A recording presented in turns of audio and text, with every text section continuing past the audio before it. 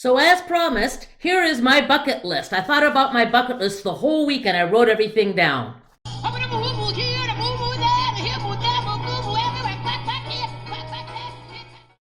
Items on my bucket list. Number 1, take the trans-Siberian train. By the way, I wrote them 1, 2, 3 only because I had to, but I thought, well, what would be number 9, number 8? What would be the top item? And you know what I decided? I want to do every single thing on here. So, and they're not really in any order. I just numbered them randomly. But I have been talking for 30 years about taking that trans-Siberian train. It'd be so much fun to sit in a compartment, drink vodka, look out the window at Siberia. I don't know. Anyway, that's on my list. Number 2, when I retire, I would really, really, really love to go into the Peace Corps. Again, by the way, I did the Peace Corps once years ago. I would love to go into the Peace Corps, and I've thought about where I'd like to go. I wouldn't mind going to China. They've got Peace Corps China these days. Another place I wouldn't mind going, and it's a 2-year commitment, so it's kind of fun. You really get into the culture. They teach you the language and stuff like that. Well, unless you go down to South America. Peace Corps Guatemala, Nicaragua. They've got different places down in South America, but every single one of those, every time I look at the requirements for applying, you have to have at least 2 years of university Spanish. So I'm actually thinking, just in case, just to cross all my T's, I'm thinking about taking some Spanish courses at the university before I retire, so that I can say, yep, I got my 2 years of Spanish just in case. So that's Peace Corps on my bucket list. Number 3, I might not achieve all of these, but number 3 is an easy one because it's not such a time commitment. Winter in Guanajuato, Mexico.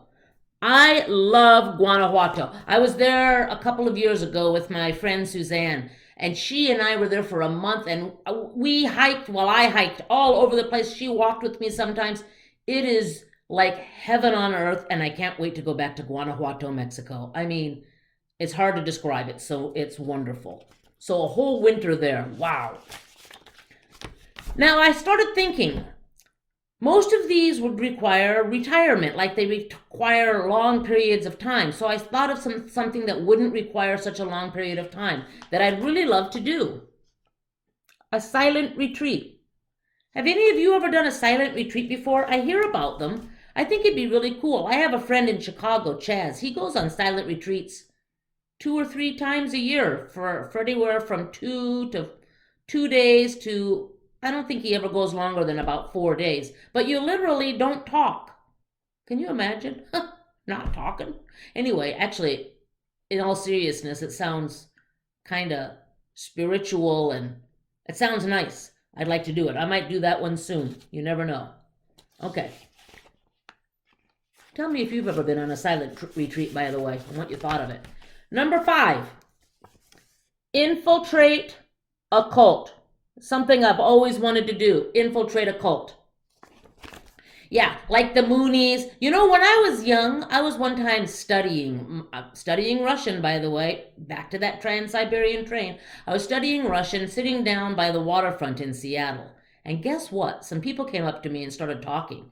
And they were real nice, and they said, you know, we have meetings and sometimes, and if you'd ever like to come, we meet up here in Pike Place. And I said, oh, okay. And then they eventually gave me their a pamphlet, and then they left. And I opened up the pamphlet after they left. It was signed Reverend Moon. I was approached by the Moonies. Boy, I might have missed my one and only opportunity to infiltrate a cult, but I think it would be absolutely fascinating. Fascinating. I used to be worried that I would actually get brainwashed and not leave, but I'm not worried about that anymore. I would not. I would not get brainwashed. I would leave. I would leave. I promise, dear friends, I promise I would leave. I promise I would leave. But I'd love to go in for a couple of weeks even and just see what they do and see how they try to sleep deprive you or whatever they... Anyway, interesting. Number 6. Alone. I would love to... Who here has seen the TV show Alone? I would love it. Okay, and as for number 6, I thought about, you're allowed to bring 10 essential items that you think you need for survival. So guess what? I wrote down my 10 essential items list. Okay, number 1 on my essential items list was a fire start kit. Now they always bring flint. I might bring some flint just because, but truthfully, I'm bringing matches. Yeah, I'm bringing matches. An axe. I might need to chop down a tree because I have to build myself a shelter, remember, because you're not allowed to bring a tent. Yeah. A slingshot. They're going for those squirrels. I'm gonna need me a squirrel. I gotta go for a squirrel. I've never fired a slingshot. Don't know how to fire a slingshot, but I'm catching a squirrel. Slingshot. Fishing pole and hooks. They always give you a supply of hooks. I think I thought 10, but I looked up the rules. They usually give you 25. So 25 hooks with my fishing pole. Oh, 3 cups of rice. Now I know none of them ever go for the 3 cups of rice, but that's one of the 10 essentials that you could bring, and I'm bringing it just in case the going gets rough and I haven't caught a fish in 3 days and I'm really hungry. I had written down tarp, but it turns out they give you a tarp. They give that to you. That's not even part of your 10 essentials, but guess what they don't give you? A sleeping bag. Well, I need a sleeping bag, so I scratched off tarp and wrote down sleeping bag.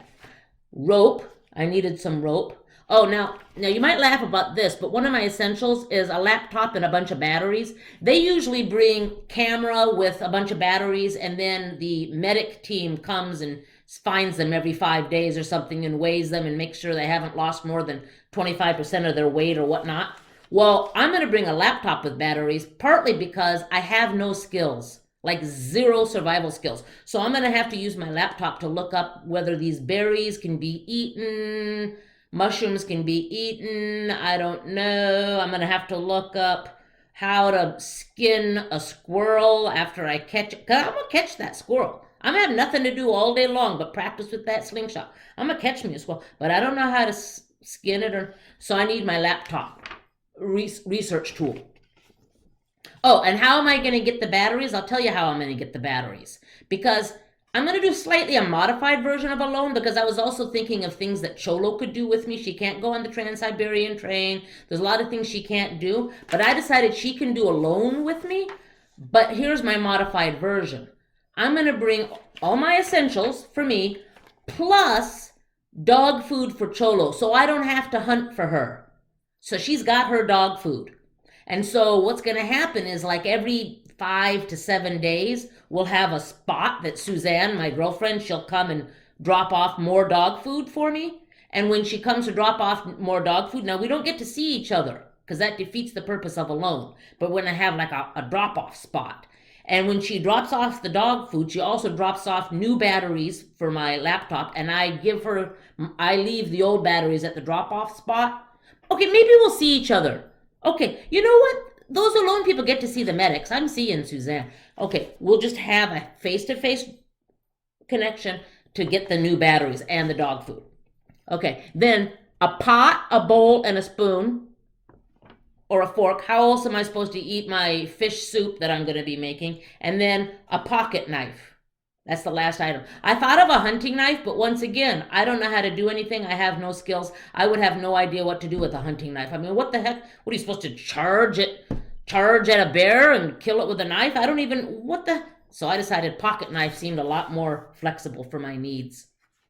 Okay, so a loan would be really, really exciting. All right, that was number 6. Number 7, polar bears in Churchill. We might be getting back into what people would consider reasonableness, but I think a loan is very reasonable. Oh, by the way, I'm not doing no loan like in the Arctic. I'm going to the white shell in the summer. Summer in the white shell. Oh, because they give you a whole list of clothes that you can bring with you. Oh, they said 2 pairs of underwear. I'm doing a modified version. I'm not getting paid no $500,000, so I'm doing a modified version. I'm bringing at least 4 or 5 pairs of underwear. 2 pairs of underwear. But I'll wash them regularly, and I'm going to the white shell in the summer. So I don't need the thermal underwear that they talked about. But now I am going to go someplace cold. Polar bears are in Churchill. I think that sounds really fun, and Suzanne might go with me. I don't know. Somebody will go with me anyway. Take the train up there. I think that would be a really fun trip. Now, the last two items I added partly because I was thinking, well, what of these items would Suzanne want to do? She doesn't want to, she might do the trans-Siberian train, maybe, if I would promise that we could go first class. Maybe she might do that. What else would she do? She doesn't want to do no Peace Corps. Not into that. Winter in Guanajuato, she didn't really love Guanajuato as much as I did. She might go, but silent retreat she might do. But then again, you're not talking on a silent retreat, are you? So what's the point of going together? Infiltrate a cult, pretty sure she doesn't, not interested. Not interested in the loan, although she's going to partake in the adventure because she's going to be the drop-off lady. And she has agreed to doing this. I think she's agreed. Or she might have said, yeah, okay, which I'm not sure if that's actual agreement. But anyway. Polar bears, maybe she would do, although she's seen them before. So I was thinking, what could I do with Suzanne? And that's when I came up with the two last items. A cruise. I've never actually done a cruise in all my life, and I never used to want to, but I've started thinking that a cruise could be really fun. And finally, spend some significant time in Hawaii. I've actually been to Hawaii, but I would love to go back to Hawaii again and spend like 7 months. Go in October, November, December, January, February, March, April. 7 months, really settle in. Maybe fly back in the middle, like at Christmas for a week or so, see family. But basically really settle in and get into the Hawaiian culture. I'd love to take hula dancing. I mean, I've been to Hawaii, but I loved it there. And I think it's something that she and I would enjoy together. So that's my bucket list. What would be your bucket list? That's it.